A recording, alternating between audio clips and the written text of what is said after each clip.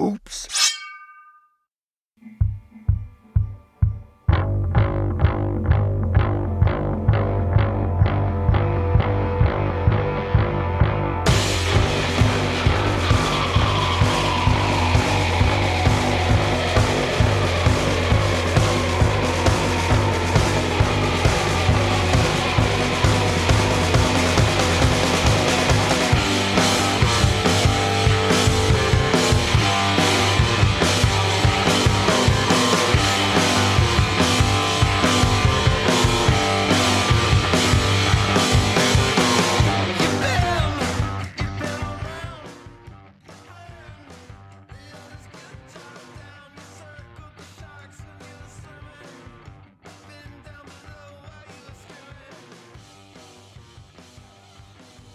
It is 7 o'clock, ladies and gentlemen. Hit it. Welcome to the Lift Heavy Run Long podcast. You can find us at www.liftheavyrunlong.com, on Twitter and Instagram at Lift Run Long. Also, feel free to email me directly at the address wilson@liftheavyrunlong.com. Please subscribe to our YouTube channel and leave us a 5-star review on iTunes. If you are not a member of our private Facebook group, you should be, because we want you to be there. Search for Lift Heavy Run Long Community and request to join right now. Hello, everybody. My name is Wilson Horrell, and I am here with my unbelievably attractive and intelligent wife, Dr. Amanda Kimsey Horrell, jacked and tan. Hello, everybody. How are you? I'm doing well. How are you? I'm good. Good. I'm good. You've had a busy day. I have. You're studying for more certifications. Research, yes. Because in our house, we believe in being educated. We want Doctors. We want doctors. We want certified people and people who sling fertilizer. You don't get to live here unless you're on a high That's right. plane of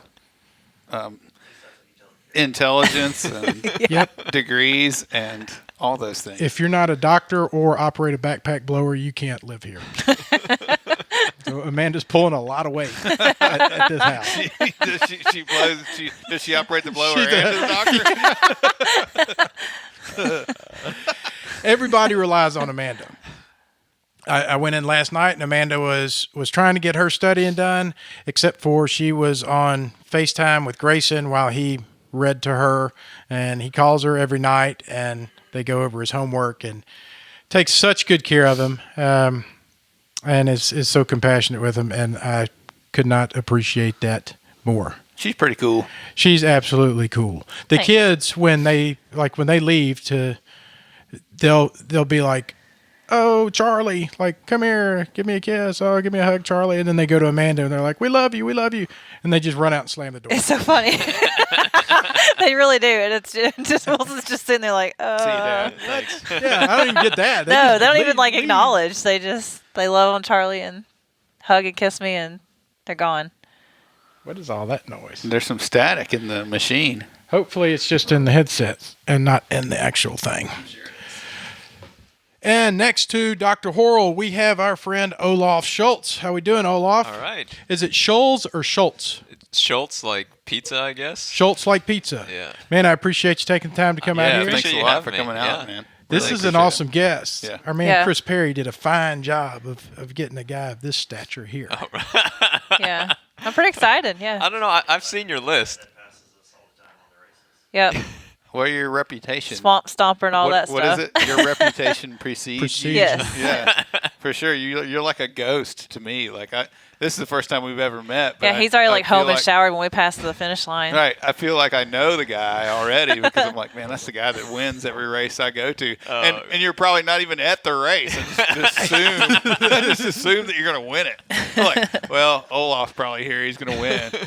Well, there's something to be said for now meeting your acquaintance where I can be like, yeah, I saw Olaf. Like, Yeah, I know Now all. I know that guy. Now we know, right? You know, and you have the perfect name for being a dominator. Like, is Olaf here? Yeah. Yeah. You know, if your name was like Larry, It's very intimidating. you know, is Ricky here? No No, offense it's to all the Olaf. people named Larry out there. But, you know, I would say that for many years people couldn't pronounce my name, and then that Frozen movie came out, and Yeah. so now little kids get really excited. So it's not as like massive or magnanimous as it, It's like, oh, the snowman. We named our dog Olaf.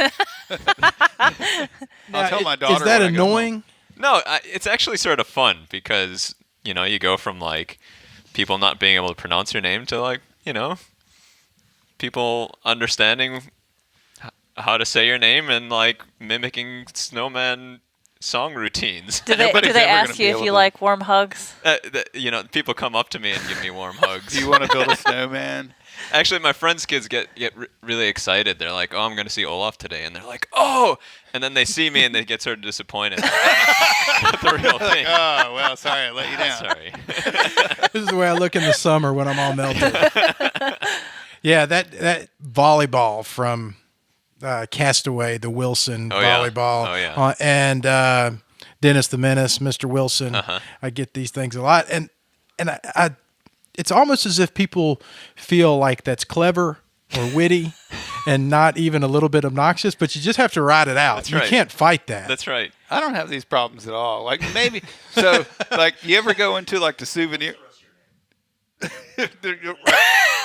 Ron, hey Ron, let me ask you a question, Ron. Now, what was your make fun? I mean, every kid has a, I'm Wilson Horrible. No, I didn't have. You didn't have one of those, I don't did think you? I had that. But what I was going to say was, if you ever went into a souvenir shop where they have the keychains and carved out of wood, and they got your name, and they've got every single name in the whole entire world on there, and you're spinning through it looking for the VON when you're like 10 years old, and you're like, Never there. No Vons, no Olafs. okay, well, VON, and then they just call you Van. Van, whatever. Yeah. That's okay. Right. At least they just call you horrible. They go, what? I'm like, really? Yeah. That's funny. Yeah, that's not good. I Not haven't for a heard that. girl. You didn't marry Amanda Kimsey's an excellent name. Amanda Horrell sucks. You should have taken. I'm sorry about that. Wilson Kimsey. I hyphenated. He And then he put her took the name doctor. last. He Horrell took the Kimsey. doctor when we got married. Wilson Yeah. Floral Kimsey. I'm Dr. Horrell Kimsey.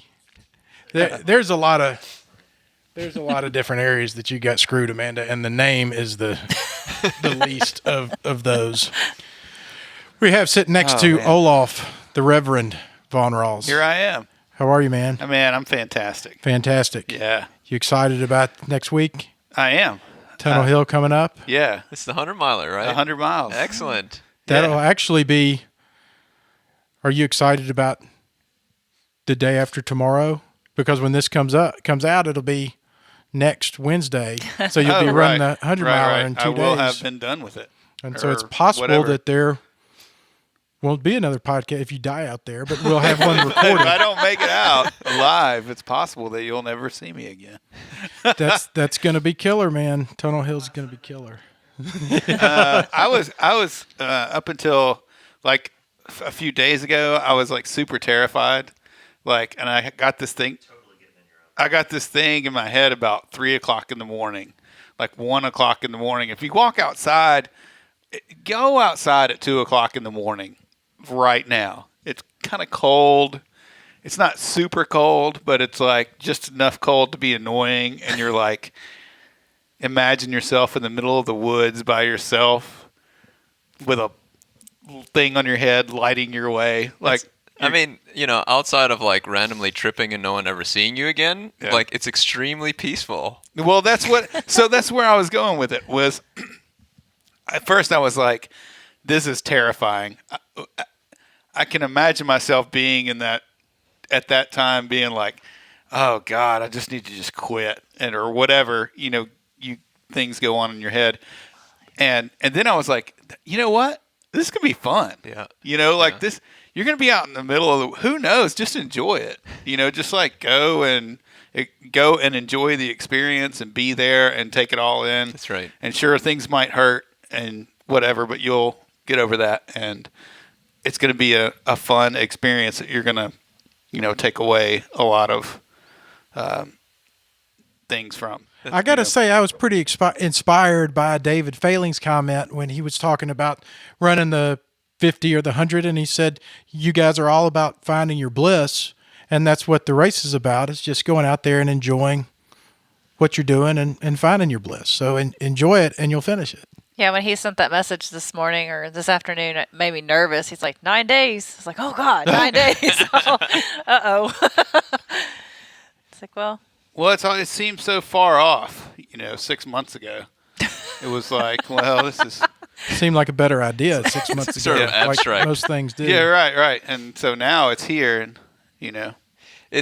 So, I mean, I've never done 100, but I think like the night before, it's easy to get in your head, right? And so, but like I used to do some adventure races, and those are like 24, 36 hours, and like, you could go crazy. And the reality is like you've been spending a lot of time training. It's not like you can roll out of bed and do 100, right? So, like you've done it. It's just you're running longer. You're going to be around friends. Like people will be looking for you if you don't show up at a certain time. So the only thing would be like, hopefully these guys are going to be asleep at 10 o'clock at night. But I think like 2 to 3 in the morning is a very unique time. And what do they call it? Like the devil's hour or something like that. Where I just think it's so still. And that's why, like Tour de Spree, where you guys were at, like I actually always run the 2 a.m. or the 3 a.m. shift because it's super peaceful, and you're on a trail. It's not like someone's gonna, no bear is going to come and well, maybe, but no bear should be coming and taking you. And I think that all that's left is like you and nature, right? So, and you just like if mistakes happen, you just have to take it as part of the experience, right? So, I think you'll do fine. Yeah, it's gonna be fantastic. Yeah. You'll do fine. Yeah. There's no piece of you there's just not a scenario short of injury that I can see you just saying, I'm just not going to do this anymore. Yeah. You do really well in that pain cave. I have never had any problem. No 50-mile race that's gone awry. They've all been pretty good, So, yeah. Yeah, exactly. I knocked on my head. So, I expect to be done when it's time to be done. Yeah. You're going to do great. Yeah. And then Tavon's right behind the camera. Our cameraman, ketogenic Chris Perry, was not able to be here. His daughter Berkeley has a birthday party. happy birthday. So happy birthday to Berkeley. I think she's turning 5. Yes, 5 years old. She is 5. That sound correct? That's right. So we miss him tremendously because he is the man and he's responsible for lining up our guests. And that's why we have people like Olaf coming to be on the podcast. At Thirsty Runner on Twitter. But we do have Sponsored athlete. we do have a sponsored athlete at Thirsty Runner on Twitter, Mr. Brian Swanson. And then everyone else is in this room. Well, maybe not Olaf, but we'll convince him by the end of the show.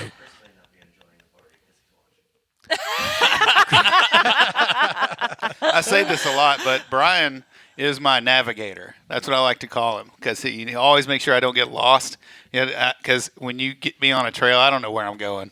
Like I still would get lost at Stanky by myself, But if I always got Brian, I'm just going to stay right here behind you and follow your lead. And that's my man. Yeah. Well, everything that we've planned with Brian has been kind of like the assumption that you're going to handle things. Well, he does. I mean, when we did that red loop thing over and over again, I ended up sticking with Brian. He was my navigator. What is the red loop thing that you did? We went out to Chubby Forest one weekend and just did a bunch of red loops. They did Yeah. like a figure 8 that kept hooking back into the. So just doing the red loop, we also went down to Febb's Corner, Uh-huh. back up to the aid station, and then like out on the road for just a second. Oh, yeah. And My brain couldn't handle that. So My brain can never handle it. Like, back to the top of the red loop where you come up from Febb's Corner. Uh-huh. And didn't go down the hill. They went back down to Febb's Corner. I see. Because they couldn't figure out where they were to go. And so when I finally called up to her, I guess that was on my second loop, and you guys were still trying to finish your first. yes, And I was quite angry. I'll show you where to go. I was literally ready to go back up and sit in the car for hours while y'all ran. I was so mad, so mad. noticed I had already gotten the hell out of Dodge. Yes. Wilson He disappeared. just left. After many miles of smiling and jollily prancing along, like, it's going to be okay. Eventually is like, it's probably not going to be okay if I stick around here. I'm going to go this way. And But Wilson's also the guy that would be completely fine lost in doing the same loop for 12 hours because he has no idea how to get home. someone will find me. Somebody will find him eventually, and he'd still have a smile on his face. That's right. And people are naturally concerned when they see somebody like me out on the trail because they know something's probably wrong. So I don't have to worry about, I am my own flare. So just being spotted on the trail, somebody's going to say, you may want to check on that guy back there. He looked pretty bad.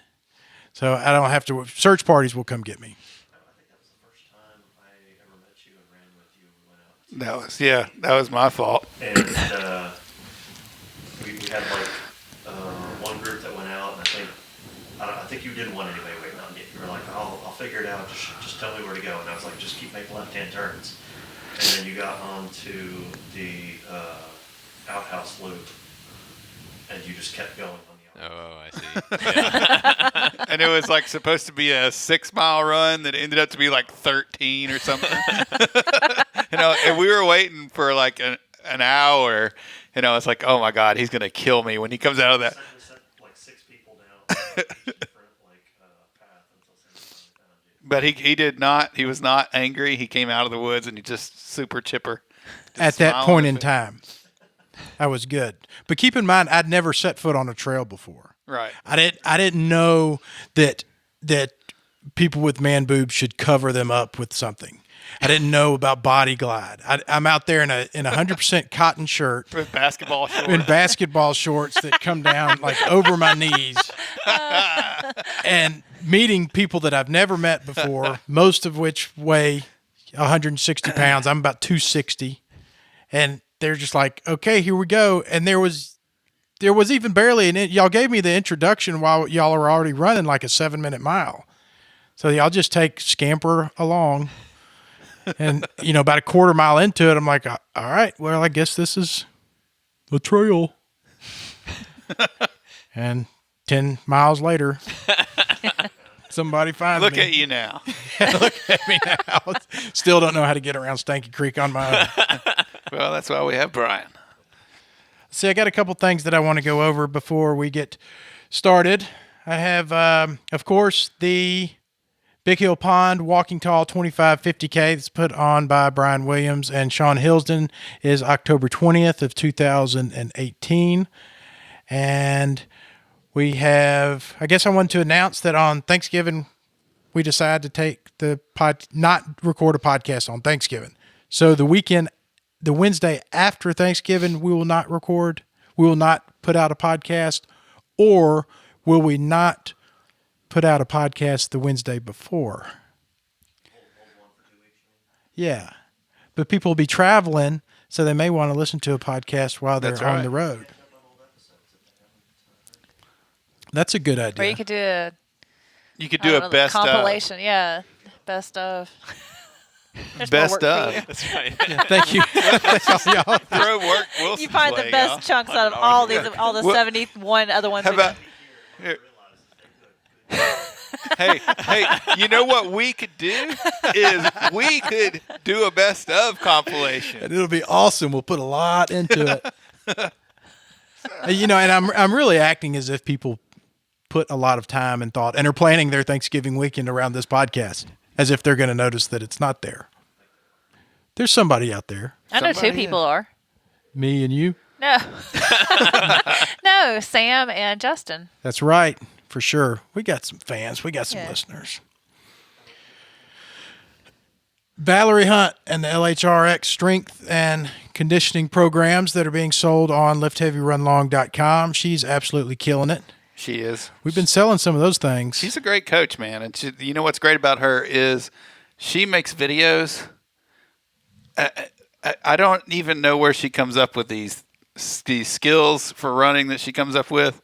It's like there's just like an endless vault of these awesome little tidbits that last for like 15, 20 seconds that are like, I'm like, Well, she's been a coach for like 20 years, but it's just amazing that she's just wired that way, where she can just hammer out stuff like that. Well, there's a lot of coaches that coach a lot of things, but not many people are as passionate about one thing as she is, and that's learning to run properly. And the most profound thing that I've heard her say, I may have mentioned that this last week, but when she was on the podcast and when she was referring to running in relation to deadlifts, she said, if you're at a gym and you're going to do 3,000 deadlifts, then somebody better show you how to deadlift correctly. That's a lot of reps. but yet they'll tell you to go run a mile, but they don't teach you how to run. That's a great point. So, where is the disconnect that everybody gets hurt running? It's a sport where 85% of the people get hurt running every year. Is that accurate? It's a lot of people. Yeah.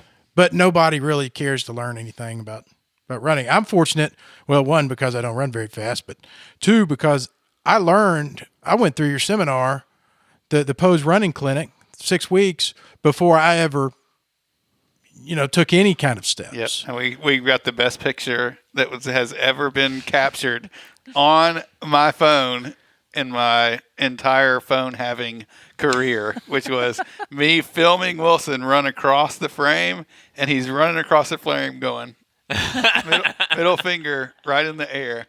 There's one middle finger and a lot of gut is what's showing. You're a big dude in that picture. I was a big dude. You were large. I was a big dude. So Valerie Hunt and her training program, she's awesome. She's awesome to work with, and she definitely believes in what she does. We got a review. Oh. Read it. Yeah, is we it 5 do. stars? Yeah, it's 5 stars. I'm kind of wanting the haters. I want the 1 stars now. Yeah. Don't ask for that. Why? Well, I'm not emotionally ready for I'm that. sorry. And we're going to talk about that before we get into 1-star reviews. So don't anybody get a wild hair. It's hard enough to get people to write 5-star reviews. And leave a review. Yeah. That's what I need to start putting in those bags is step-by-step instructions on, or you need to bring your laptop and set it up right there, and every guest that sits down just be like, I'll have something printed out for them. Start typing. Hit enter. Right. What's your email address? Okay, I'm done. Hit enter. Already typed out for you. All right, this 5-star review is brought to you by Mama Esquire at Law. Thanks to a couple of years of being married into this community, I am finally starting to run and work out and will be able to be a part of Lift Heavy Run Long in my own right. And in a hurry because the Hubs has challenged me to do the 25K at Sylamore. I listened to my first podcast today. And now I wonder how I will find the time to listen to the previous 69. These guys are really encouraging and so entertaining. No one can have too much Wilson, Amanda, and Vaughn. Thank you, Andrea. Nice. Yeah, and that's from Andreha Womack, Drew Womahock's wife, who is signed up and booked for Sylamore. Nice. She is. And if I'm not mistaken, is she signed up and booked for Olive Branch CrossFit? I don't know. Yes. I think so, yeah. Yes. I know she came to the gym. I have a screenshot where Drew told me that it would never happen. She doesn't have the time. And that was like 3 weeks ago. Well, she was just asking about 5 a.m. a couple days ago. Yep. It Told her, shows "Come what on." Drew knows. Just nothing. I was right. He was wrong. It's kind of like And, Sylamore just in general, and how we've just like sucked all these people into this. It's so much fun to go and do that race. Like, Yeah. you know, 150 entries in that race, and I think Lift Heavy Run Long has like 50 of them. yeah, and it's like And it's 2 because houses. We have so much fun. Oh, yeah. At that, Such a good and people once they see us say, "Look how much fun we have!" They're, "I want to go do that," because it's a lot of fun. We need to go up a day early and do some scouting and find like a 10-room cabin. We really do. This is a problem. I was looking at Airbnb, man, yesterday, and I found, yeah. We're screwed this year, but Yeah. in the future, I don't know, man. It is Arkansas. Like, I don't know. I mean, there's 250 people that are going. you're underestimating the number of people that want to stay in a cabin with you. No, I'm not. But the biggest one I could find slept 11 people or 16 people. What's the big mansion? There's got to be some. That's the one I want.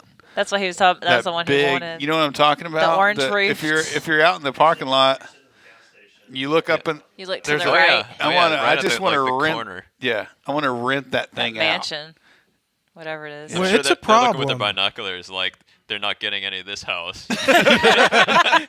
They're up there holed in with guns and stuff. Like- but it's all. I mean, we've got like 13 people like in line to stay at our house. We have more people than we have room for that want to come. To just even yeah. stand in there and Yeah. and say a blessing before we ate. Like we can't even fit that many people in our house, and I don't know how to say no to people. So I'm Yeah, I like, don't either. worst Yeah. comes to worst. It's on a Saturday. Saturday. So I don't know how it works out. Saturday. We couldn't do it Friday night because then if people don't leave, then we never get to go to sleep for the race. Right. So you do it Saturday after the race, have everybody come. When Well, we I'm gotta- going to learn next weekend how to just not sleep for 24 hours. But I'm we just have to gonna do. run. We're going to do a podcast And then- Friday night, and we can't have 400 people running around there Right, while we're doing the podcast. I have enough anxiety issues as it is. If people are running around and making noise, I'll get all bent out of shape. Creaky floors. Olaf, are you going to Sylamore this year? Yeah, I signed up again. So. Well, you got in like the 27 minutes you had to yeah, exactly. sign up. Yeah, or at least I signed up for it. We'll see, knock on some wood. But I'm about to finally. We have a Facebook Live question. We do. Give we? it to me. They want to know, Olaf, did you cut your hair? John Autry was bragging on your mane. yeah, I listened to that. Exactly who asked the question. What's up, John? Yeah, I had a at work there was a board meeting or something, and I was like, I probably should get it cut. So I cut my hair. You're supposed to fight the power, fight the resistance. That's right. Well, You're a trail runner. You're an outsider. You're a rebel. and it was also like 95 degrees outside. So Well, there's I was that. Like, yeah. I wonder if you get away with that because, like, in a corporate environment with longer hair, because you're the guy that runs the long races. I think so. Like, yeah, leave that guy alone. He like He needs that hair. Like if it was just He's Samson. Yeah. Yeah. Are you facial hair? Can you grow like the epic trail beard? So it's funny because you talked about doing red loops and Billy Simpson one time had this thing called the Darwin race where it was, how many red loops can you do? And the idea was maybe there's like 10 people that were running it, and every lap the last person got pulled from the course. So so like the winner gets to do more laps. And so I finished with like 10, right? And someone came back to me and had taken this picture, and I'd forgotten that I had not shaved for 4 months, and my beard looked absolutely terrible. It was like large patches missing, and it was red and white, and I was like, wow, that's not a good look. But so that was as good as I got with that. But Well, you got the hair thing going. If you have one of the two, you're okay. Yeah.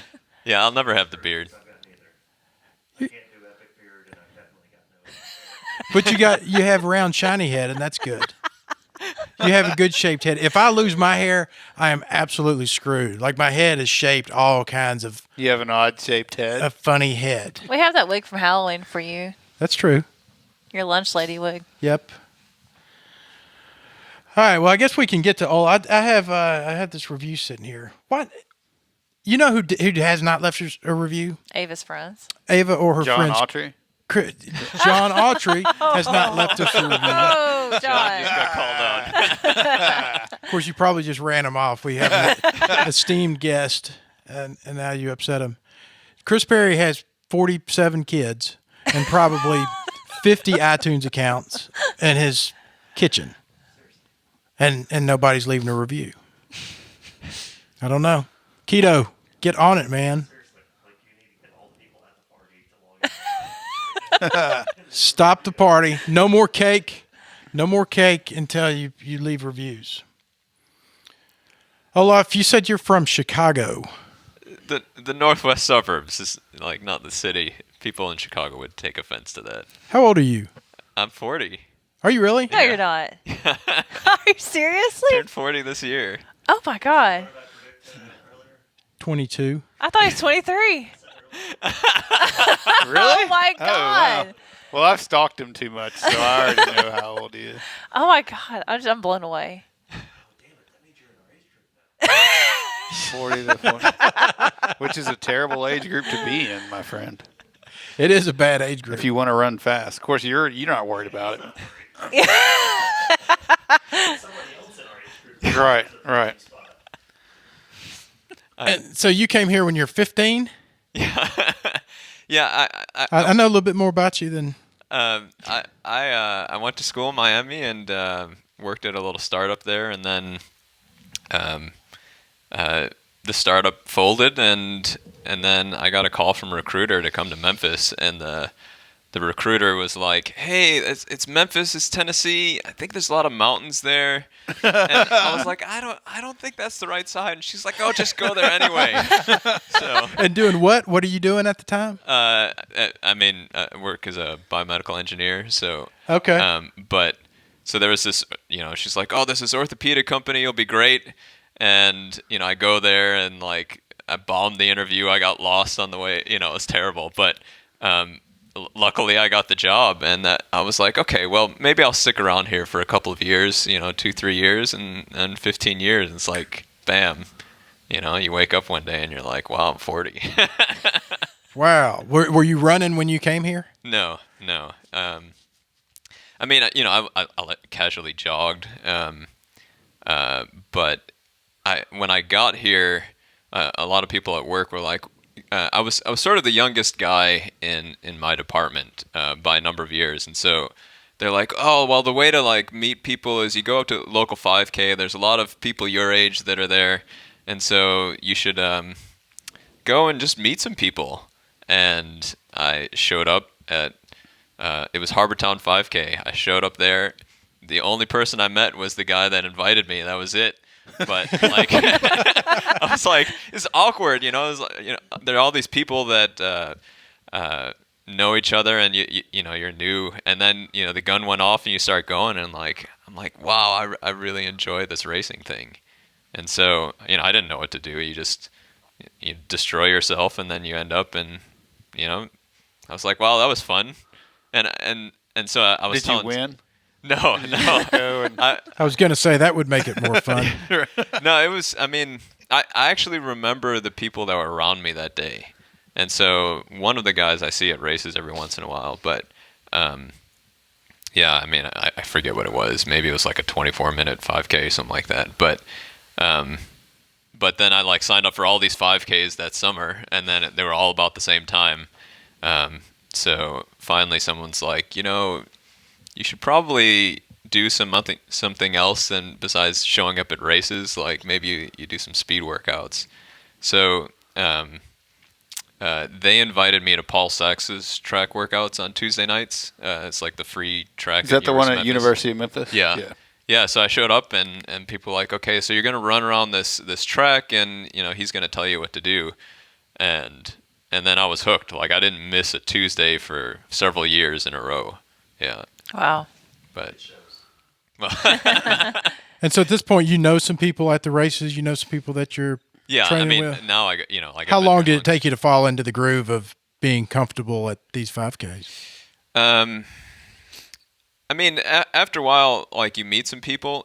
I have this weird philosophy, right? That I felt out of place for a long time, and then it wasn't until I call it the 7-year rule, that it takes about 7 years to really feel comfortable in a community, and it was like overnight. Like people started coming up to me at races, and I started seeing people, and you see somebody at a restaurant or whatever. But up until that point, I knew people and I'd say hello, but that was about 7 years before I felt comfortable. It's weird to think about it like that, but yeah.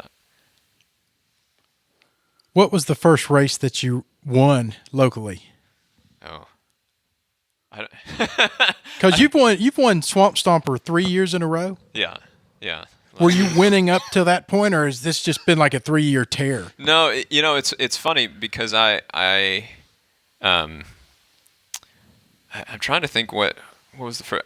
I'll tell you what. I remember at the end of the first year I was running, I did the Elvis Presley 5K, and I got like 4th in my age group or something. So and they sent you don't get awards for 4th, but they sent me something because I guess it went 5 deep, and it was like the first athletic award I had ever won. And so I was like, wow, this is totally cool. And so at the time I was, I think I was the 20 to 25 age group is pretty soft. Like a lot of the kids are off at college. And so the ones that aren't around, they're like drinking or smoking or something. Right. So but it was a big deal for me. And I remember like, oh, well, maybe if I just do this or I do this, then I can improve. So, but I remember that. And then I don't know, like, what was the like Swampstomper's a long race? What was the 5K? What was the next jump after the 5K? Like, how did you graduate up to longer runs? Yeah, that's interesting. I had done like a couple of like 10Ks and stuff. I think what it was, a lot of people around me always were talking about the marathon, and so they're like, oh yeah, the marathon this, and there's this mystique, right? Like everybody does a 5K over the weekend, but the marathon's a bigger deal. And so I was like, well, maybe it's time for me to do a marathon. I mean, it was just sort of arbitrary like that. And I remember picking up a book and I looked through some plan and I was like, okay, well, this is what I'm doing. And I ran the Miami Marathon, which was the second year they had done it. And Brian Sell, who was a professional runner at the time, they like got him to come down and run the half, and it was a big deal. But it was a small race at the time. So, and I remember I ran it, and I finished in like the top 40 or something like that. But like the time was okay, and it was a Boston qualifying. But do you remember what it was? The time? Yeah. I'm about to throw up when I hear what okay means. No, it was 3:08, something like that. But that's incredible. But I remember like since it was light, that like I showed up at the top 40, and like everybody was super excited about that. Like I told because I used to live in Miami, that that they're like, oh, I didn't know that you ran, this kind of thing. So because I qualified for Boston. What do you mean because it was light? Because there weren't that many people in it? Right. Like, you go to St. Jude and I don't know how many people are running, like 10,000, 12,000, something like that. Yeah. It's like 25 to 30,000. Okay. For the half marathon and I'm sorry, I think it's 20,000 for the half marathon and full. Right. So Miami at that point in the second year was maybe 3,000. So and it's pretty small for like a combined race. But it was I was like, oh, I could. I feel like every race I look back and I said, oh, I could do better at this and I could do better at this, and if I did this right. So, and there was the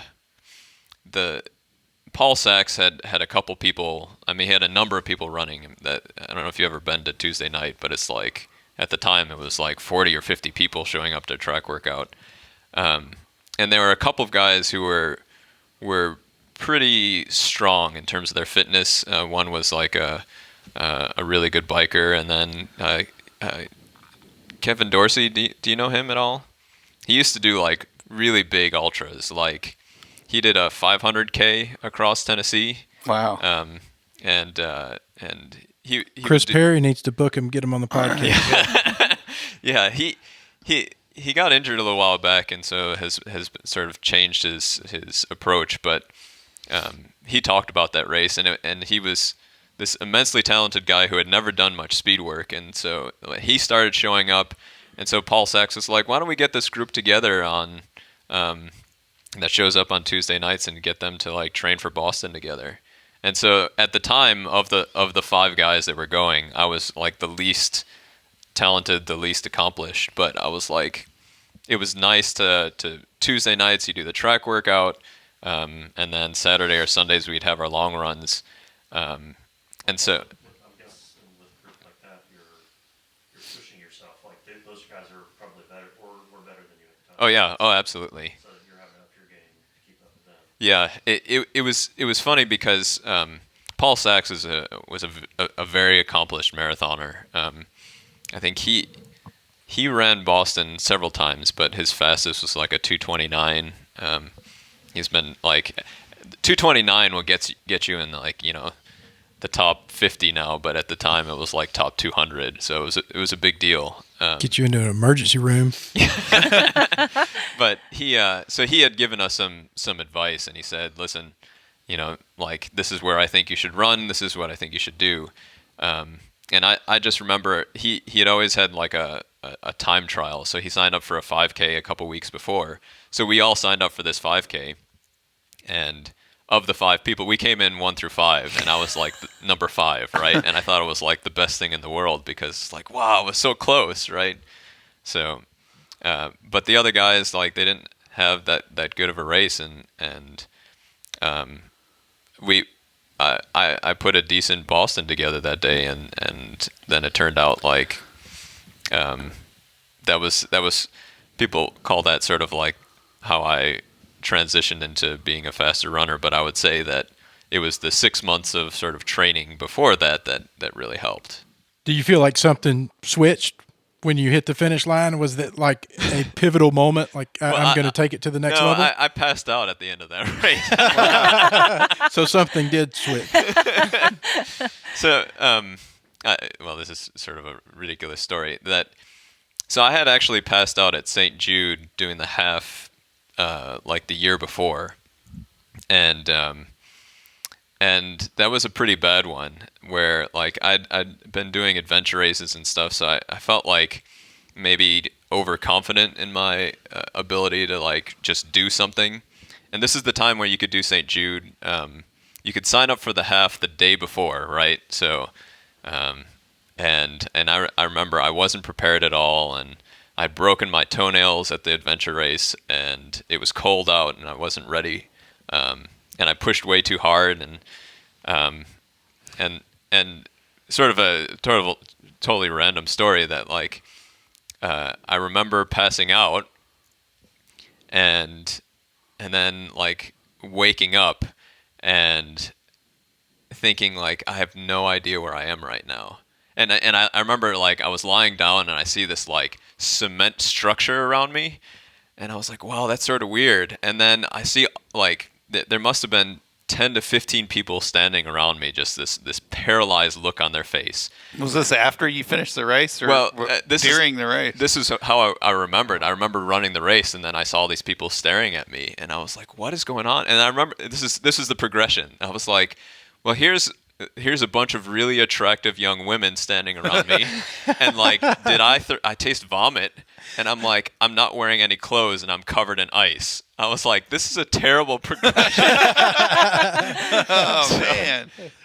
And so they said, well, what's the last thing you remember? And I said, I remember pandas. Like, there was a giant panda, and they like started feverishly writing. And like, looking back, the zoo had like a promotional event, so there was like someone in a big panda costume, but they thought I was talking crazy, right?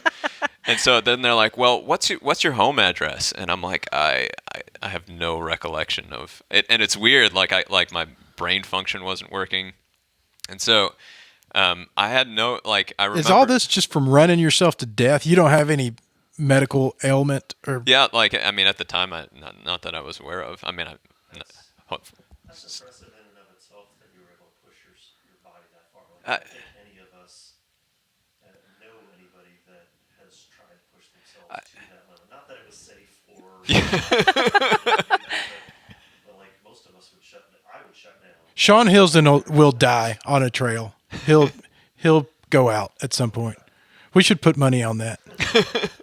Well, I mean, I think it's, like, you hear of like people sort of passing out at races all the time and like really pushing themselves, but there's definitely like a decrease in like huge increase in the output and a decrease in what you're actually performing. And I remember James Holland, who runs Swampstomper, like he had passed me. He saw me a couple weeks after that, and he's like, yeah, you didn't look good at all. Like, you were stumbling around, and like I for an entire year, all I could remember was up to mile 8, right? Like, where I saw the panda.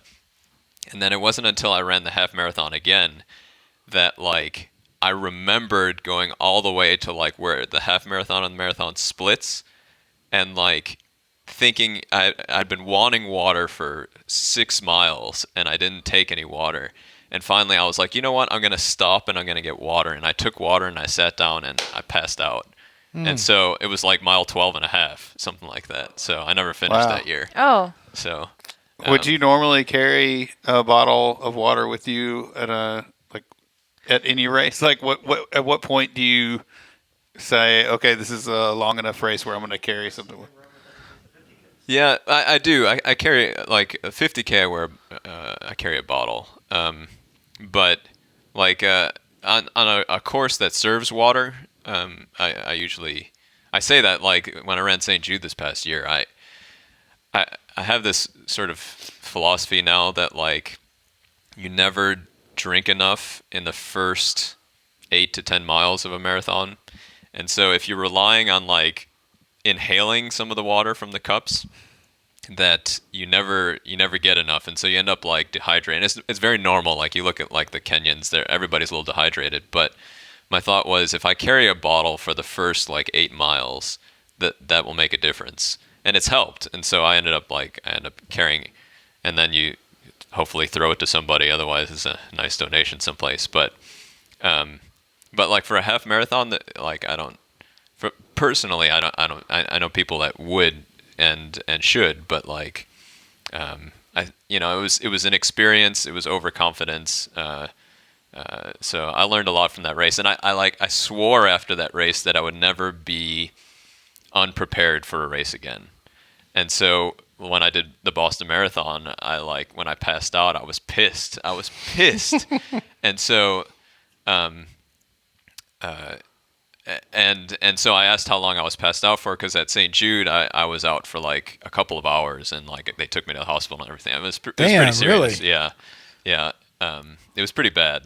But that was nice of James to just keep on going past you. He's like, yeah, you like, man. Did that ever get addressed? I'm like, well, I'm going to beat him in this one. Yeah, I don't think he recognized how bad it was, but.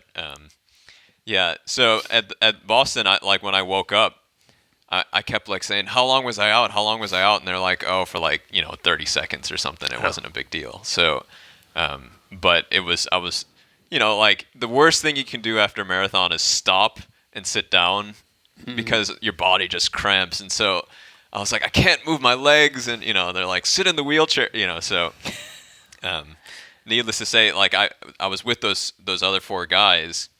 And they finished at different times. And so we had said, like, hey, if anything happens, we'll call each other, right? But the worst thing you can do is try to call during a marathon, because all of these people, especially Boston, right? All these people are trying to call each other so that cell phones don't work. And I had written my friend's number on the back of my bib so that they would call him and let him know I'm not showing up where we said we were going to meet. But my handwriting is terrible. So they called some random number and left some random message, and they waited, and then they all left. And so I was like roaming around the streets of Boston for myself for like hours, and people were like, hey, isn't that guy's like got a really low number to be walking around, like stumbling around? Is he okay? And so finally, like we ended up meeting up. But that's a lesson. Like, make sure the emergency contact info is legible. So that was what year?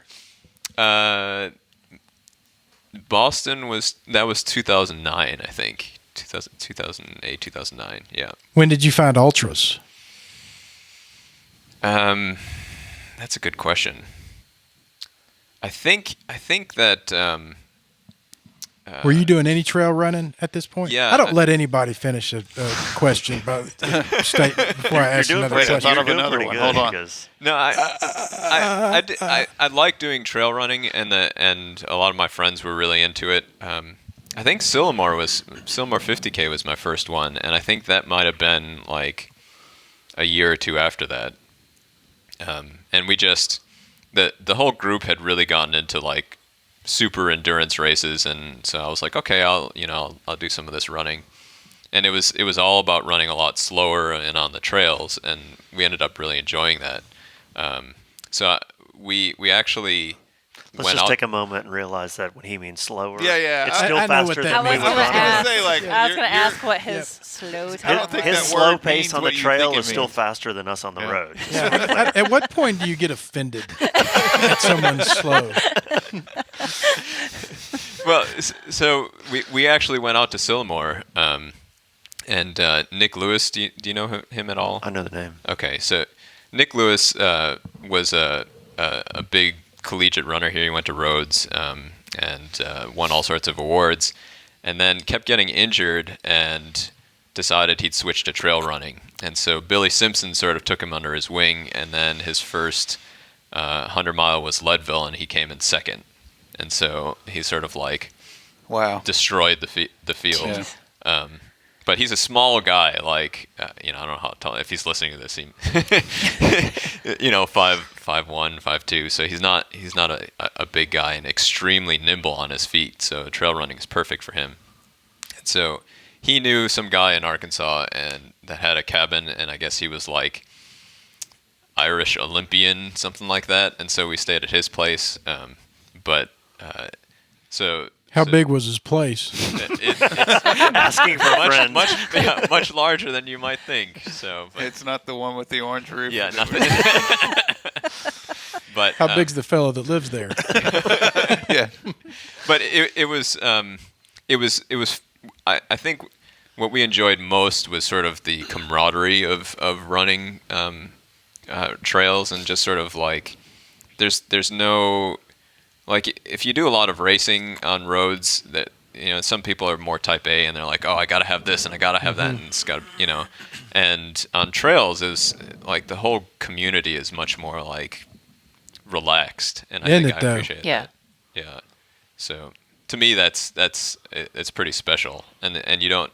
I've been doing some triathlons for a little bit, and like triathlons, people were like, oh, your transition was 27 seconds this year, and last year it was 25, like not cutting it.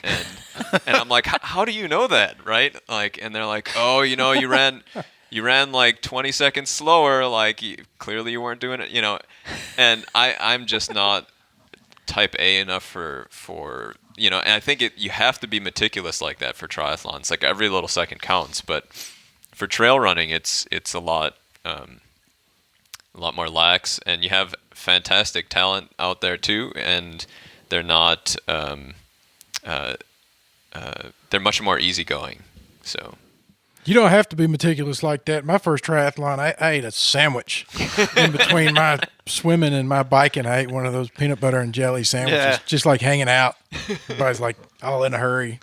Yeah, well, I get what you're saying. Like what's awesome about the ultra community is that we can talk to guys like you, and guys like you are, That's right, approachable like that, and you don't get that with endurance athletes for the most part. The average person the average runner couldn't walk up to the finisher of the Boston Marathon, the number one finisher at Boston Marathon, and have a conversation with them.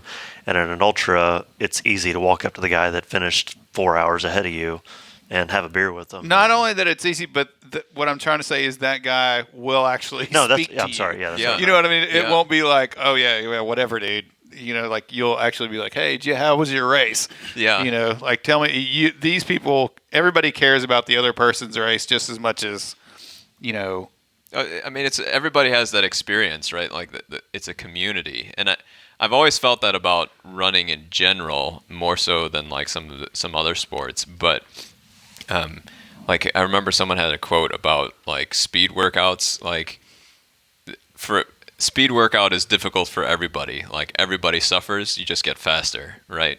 And so it's sort of nice that it's this community of people who enjoy like testing themselves and like stressing their bodies and really pushing the limits and enjoying the atmosphere. And I think that's pretty unique.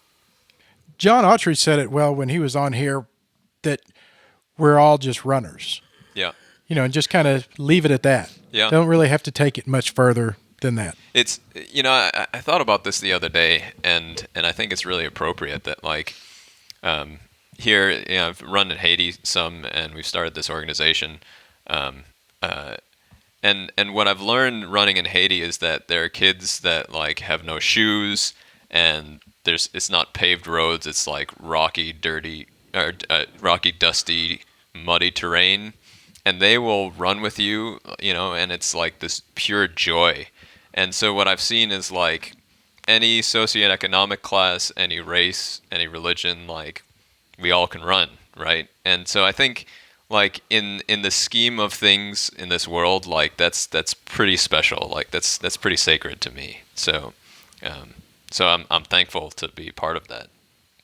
That might be the coolest thing anyone's ever said on this podcast. That was an extremely cool thing to say. Yes. Yep. When did you win Sylamore? Have you won it more than once? No, this was the first year I won it. What year was that? This past year? Yeah, this past year, 2017. I came in second the year before. The guy with the tidy whities won. With the snow?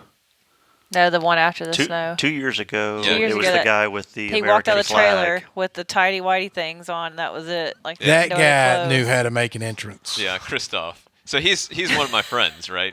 Christoph? Christoph. And your name's Olaf. Yeah. Oh my God! Frozen. That's awesome. Random story. At Sylamore this year, it was Christoph, myself, and this guy. There were 1, 2, 3 on the way out, and Christoph always likes pushing the pace, like in the beginning of races. And so this guy, I was like, "Hey, what's your name?" And he's like, "Oh, it's Timbo." I was like, "Oh, I'm Olaf, and that's Christoph right there." And then he like looked at me, and then there was silence, and I was like, "That's sort of weird, right?" He was like, "Oh shit." And so like I thought I've you'd heard be of you. like joke. And so we ended up like he dropped off the pace, and at the end of the race he was like. I guess he said, like, who won? And somebody's like, well, Olaf won and Christoph came in second. He's like, that was their name. He thought you were joking. Yeah, he thought, like, what kind of BS are they giving me, right? Like, He's like, is your wife Anna? Yeah. It was, I mean, it's totally crazy. So, That's funny. yeah, I just thought this.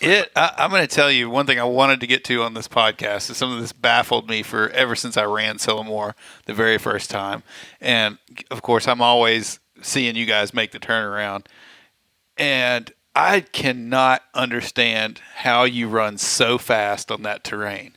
Like, does it scare you at all, or like how do you even learn to do that? Because it's not like running on any trail around here. Yeah. Right. I mean, if you ran at Stanky that fast, I'd be like, okay, I get that. But you're on the side of the mountain, and some of this terrain is I can't. Oh, it's pretty sketchy. I can't wrap my brain around how you guys run so fast. I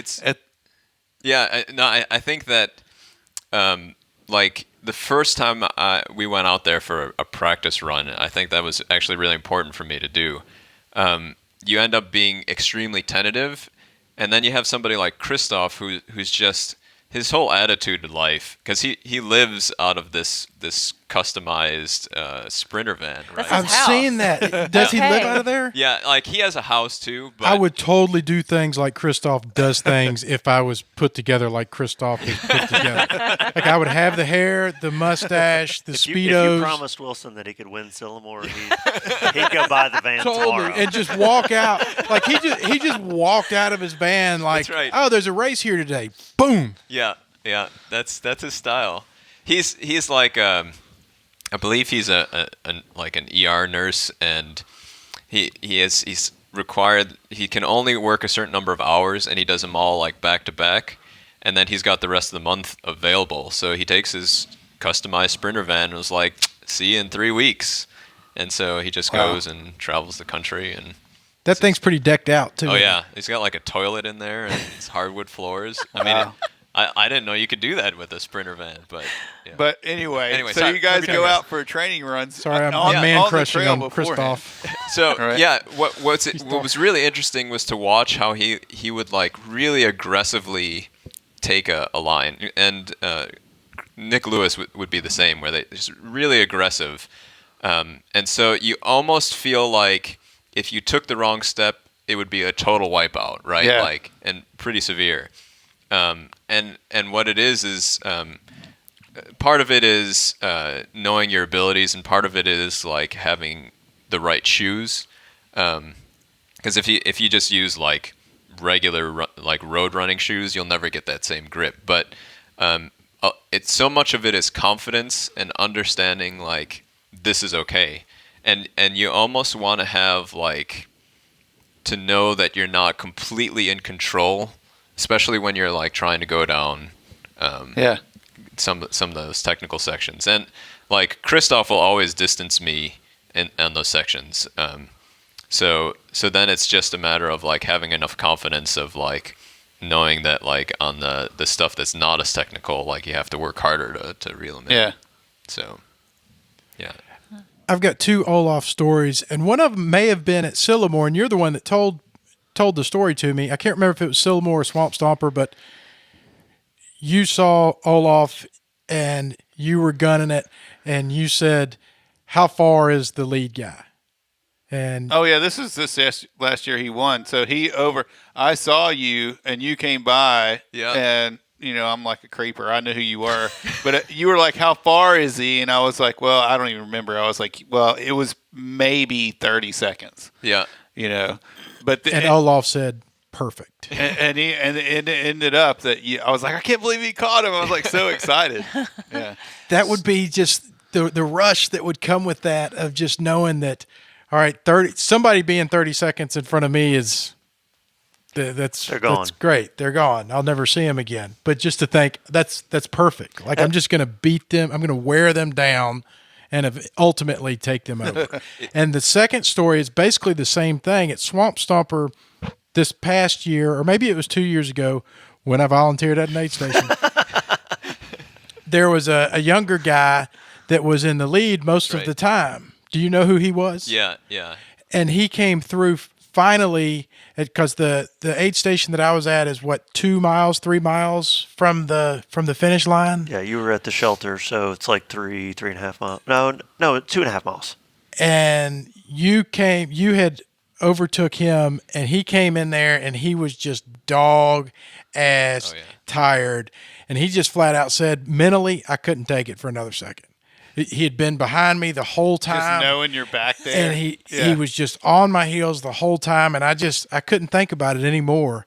And I thought, man, that is for both of them. I mean, this guy was killing it, but just to be like, donk, done.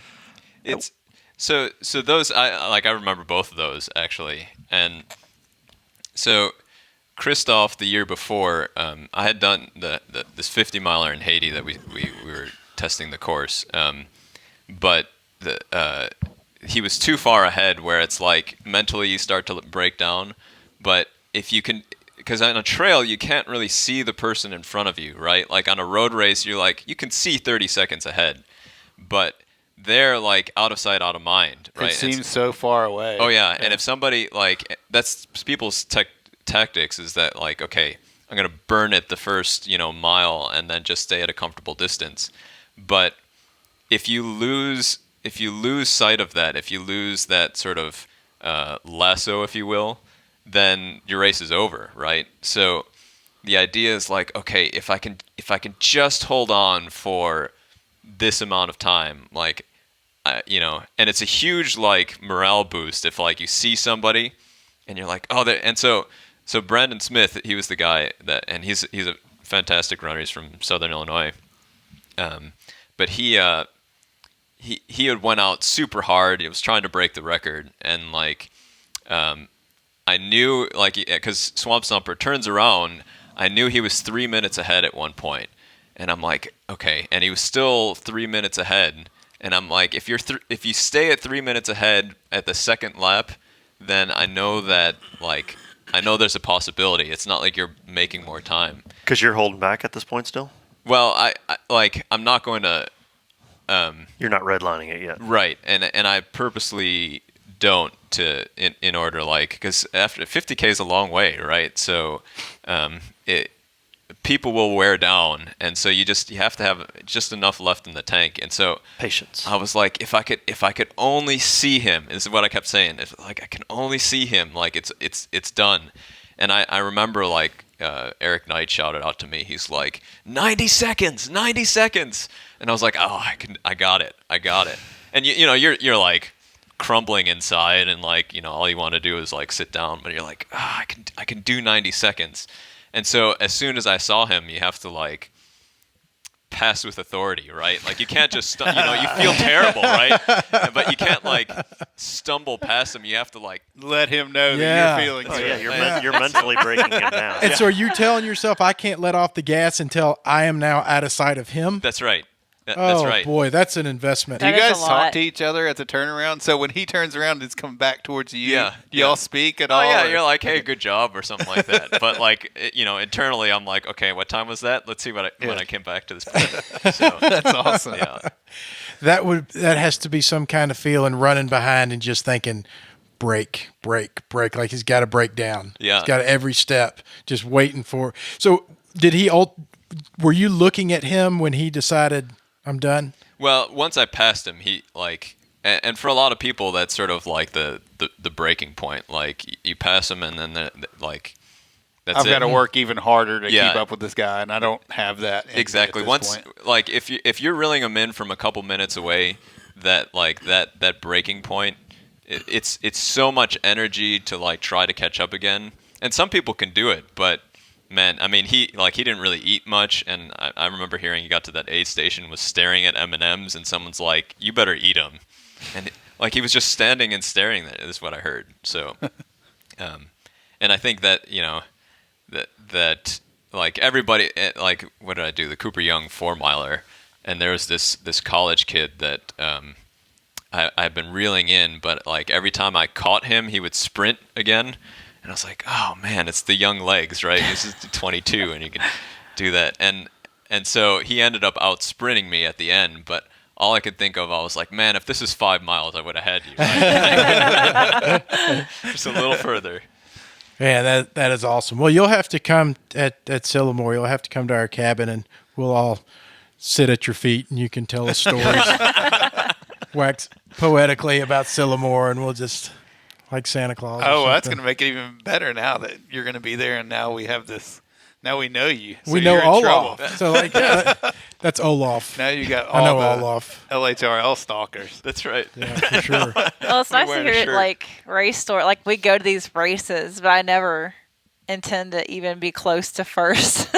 So it's nice to hear like true race stories about catching the people and passing them. And Yeah. placing You and- don't get that insight into Yeah. it. And like I said, when I was asking about how do you learn to run that fast on that terrain, like I've been wondering that for years. Like, Oh yeah, you'll meet how do those you- guys bounding down those wide steps. It's insane. and they're like even flying. when it was snowing, that didn't Yeah. bother them at all. No. Like I was like tiptoeing on the thing, like I'm gonna fall down the side of this mountain, and like okay, that was a 15-minute mile because I spent 800 meters trying not to fall off the side Man, of the yeah. mountain. There's got to be a certain And- amount but of this reckless guy's like, confidence. that goes- Yeah. That's what it is. It's this. So I have a friend, Clayton Bell, who is a big mountain biker, and when we ran in Haiti, he like you try to be somewhat conservative because like hey you break an ankle in Haiti, like like how long is it going to take? So but he would just bomb down these areas, like, and not even take a good line, just really aggressive. But part of it is lower center of mass and like good balance, but like it's also this confidence that slipping a little bit is okay, right? So I'm not recommending everybody like go out and like break an ankle, right? But it's something you have to play with a little bit. Yeah. So Yeah, the good runners aren't immune to slipping. And that's what I think is It's just so, that you take that risk. Yeah. Like you know. that year it snowed at Sylamore. I remember passing Brian Williams, and he's got this big smile on his face, and he's hauling ass. And he's like, "Hey, how's it going?" And he runs by, and right as he runs by, like he flips out almost parallel with the ground, and he just kind of grabs my shoulder for stability and just keeps going. And I'm looking over the edge, and I'm like, "You die." Like if you go another foot that direction, you die. I'm stuck Right, to the right. side of the mountain sideways. Yeah, I mean, if you take it out of the context of Sylamore, like Vaughn and I running at Snaky Creek a couple times, I can remember there's times that we've been out there that it's like you slipped, you fall, and it's almost like you just kind of roll and pop right back up, and you just keep running kind of thing. And I think you just get more comfortable with falling yeah. and knowing how to fall the right way so that you don't go off the cliff, and instead you go into the rock face on your right instead of the cliff on your left, and Yeah. that kind of I mean, Yeah, and You I have to would know. say everybody has to build, like, you can't just fake that confidence. You can't just say, oh, I'm just going to do it, right? You got to be out there on that terrain. It's experience, Yeah. right? And that's, like, same thing with, like, football or whatever. Like, it's something that comes with the experience and, like, understanding and the terrain, that kind of thing. Y'all want to talk a little football? We won't. That's okay. You want to load up the highlight reel? Speaking of, we're going to wrap it up. We're at an hour, 10 minutes. I always tell people we won't go longer than an hour, but you're too interesting, so I didn't tell been anybody.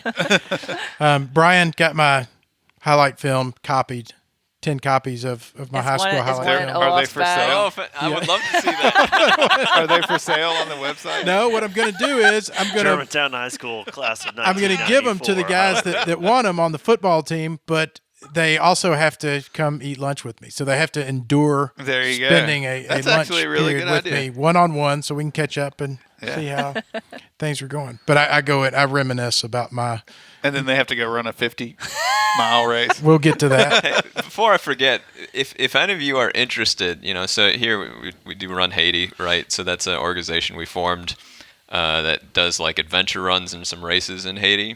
If you want to, like, a crazy experience, you should let me know. And, like, Yeah. Is there a place we can go to find out more about that? runhaiti.com. Runhaiti.com. Yeah. Awesome. Okay. It's, And you guys are doing like marathons and further, right? Yeah, so like the big races are like we have a 5K and a 20K, which are extremely challenging. And then we're testing out a 50-miler this year. And so that will be an official race next year in 2019. But then we also have like a 3-day run that goes across the country. So Wow. Oh, cool. Dean Karnassus, for example, he's got North Face and he had this group to run across the country, and they're like, "Oh, we're the first people to do it," and I was like, "No, I think we did that before." But, Yep. Been there, done that. You can have my T-shirt. When he comes on the podcast, we'll make sure we clarify. yeah. All right. Well, man, thank you so much, Olaf. It's been great having you. Hey, I here. really Yeah. Really appreciate it. It was a appreciate lot it, of man. fun. Yeah, been a thank lot of you. fun. It means a lot that you came out. Lift Heavy Run Long, episode number 72 is in the books. Boom. Number 72. That ring a bell, Amanda? Is that your football number? It is. Oh. The only reason I remember is because of Refrigerator Perry, wasn't it? Oh yeah. You never did the clapper. Yep. At the start of the show.